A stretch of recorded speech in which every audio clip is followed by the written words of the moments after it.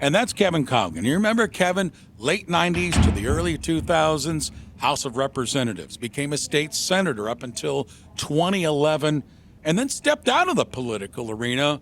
And now he's looking to get back in, running in the primary coming up in a couple of months. So, Kevin, first of all, good to see you again, my Good friend. to see you, Ray. Happy New Year. Kevin was one of my very first luncheons I had. You and I were just talking about this a couple of weeks ago. He was one of my very first sit-down lunches in the city of Akron. Ed Esposito was bringing me around. My first one was with Mayor Plusquellic and Mark Williamson, and you were number two. We sat down and he introduced me to you, and we had lunch together. Those and are two very different lunches. very different subject matter for sure. Okay, so as I mentioned, 2011, you step away from the political arena, but now you're looking to get back in.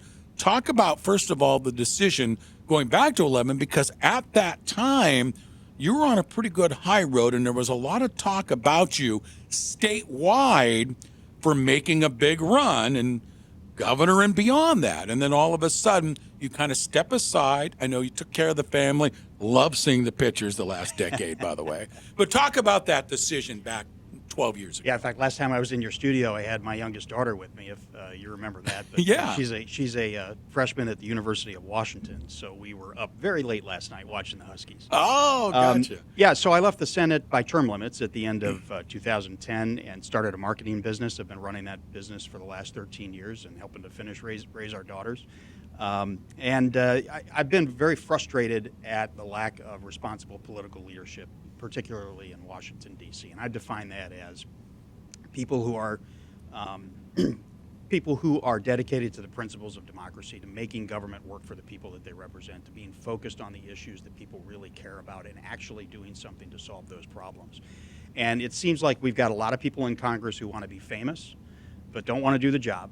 And we've got a lot of people in Congress that go there and don't think and just push the button yes or no depending on how they're told. And that's a problem, because we've got some serious issues in this country that need to be solved: long-term debt, spending. But really, the overall issue is taking back control of the federal government for the people. I've watched Congress give away its power for my entire lifetime. Congress hardly even makes laws anymore. Most of the things that we would consider to be laws in this country are actually passed by the executive agencies, in the dark by bureaucrats. And that has got to be clawed back. There's got to be a lot more oversight over the rulemaking process. It's not sexy political stuff, but it's at the heart of what's wrong in our government today. And we have to have more accountability in our government. Kevin is running, by the way, I don't know if I clarified this, in the primary, Ohio's 13th district. Correct. So, Kevin, let me ask you this.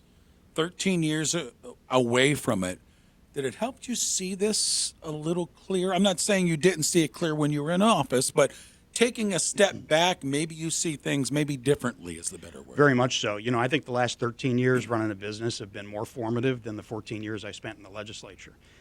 I just have a wider view of the world and the challenges that our small business people face, regulations and taxation, and trying to move ahead in the face of government sometimes that's in your way. Obviously life experiences. I like to think that I'm a person who gets better every year, and what would we be if we didn't progress? And so, I look at the world differently than I did before. But the other thing that's happened is, in the last, I don't know if you've noticed, Ray, but in the last 13 years, politics in this country has changed a little bit. When you go home and your dog looks kind of guilty because maybe they chewed something up or they did something in the house, I feel like, I'm coming back into the game. And I'm like, what did you do? What did you do to our country? Did you eat the border? What's going on? Yeah. There's a lot of frustration.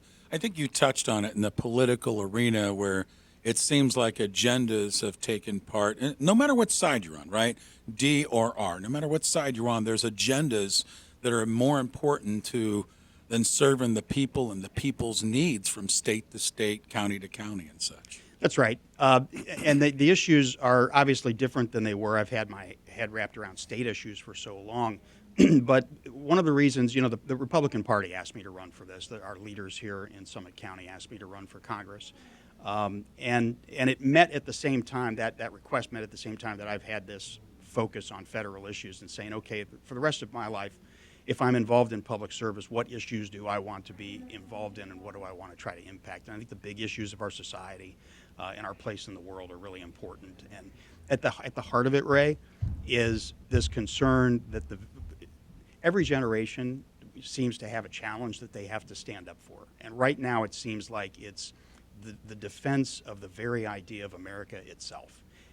Overseas, it's being directly challenged by China and the troublemakers of the world who are saying, look, we believe that top-down management and control of the economy and the markets and authoritarian rule is the way to create prosperity and stability. And we're going to put that out there to the world in direct challenge to the 1776, 1789 idea of liberal markets, open markets, individual over the state. And I still believe that America is the world's greatest idea. And so we've got to be engaged in the world, but it's hard to do when here at home there are so many people that are adopting that point of view. And so we're fighting that both overseas and here at home. And we've got to have the right leadership there to push back on these policies of the left, frankly, and what I would call Marxist policies that we see attacking the institutions of our country. Whenever something doesn't go their way, they want to tear things down. You know, they don't win the presidential election and they want to get rid of the Electoral College. They can't get things done in the Senate and they want to make Puerto Rico and D.C. a state. They don't like who's winning in the polls, so they try to keep you off the ballot. And on and on and on. We're not the ones doing that, okay? There is a group of people in this country who are constantly looking to tear down the pillars of our democracy in this country to get their way, or because they're not getting their way, and that is a danger to our country. Kevin Coughlin with us live in the studio here on WAKR. He's running in the primary, Ohio's 13th district. Kevin, let me ask you this, because as I mentioned a couple of minutes ago, I've enjoyed your travels and your hiking and your biking with the family and following you as I do. But this is a family decision to turn around and get back into this. And knowing you and knowing really anybody in the field of politics, it's not just a 9-to-5 thing. It's a lot of commitment. This was obviously a family decision. It was, and of course, you know, we're a very strong knit family, and so this is very much a team effort. But we also, Ann and I are sort of empty nesters right now. We've got one that just graduated from Indiana University, and we've got one away on the West Coast at college. So it's a good time for us to rededicate ourselves to public service in some way. And I told our party chairman several years ago that didn't have to be elected office, but you know, and frankly, about 6 months ago, 4 months ago, this was not on my radar screen to run for Congress. I certainly had the concern and the frustration, but things have happened very quickly over the last several months on this, and so the family is very much engaged and supportive. And as you remember our time back in the legislature, Ann was a very active part of our campaign, and will be again this time as well. But our kids are, you know, they were very young then. Yes. And of course, when we started, we didn't have kids. So I'm glad, I will tell you, I've been glad that I was around here, particularly during the teenage years, to deal with all the things that teenage girls have to deal with. And Help me. I've got two 14-year-olds, okay? It doesn't get any easier.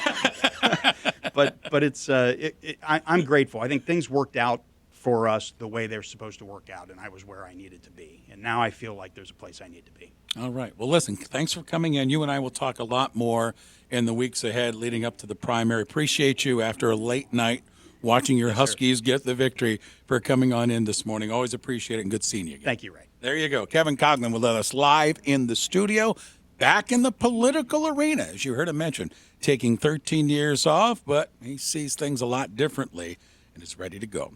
26 minutes after 8 o'clock, WAK. Support the return of local TV in Akron and grow your business by advertising on the new WAOH Roku channel.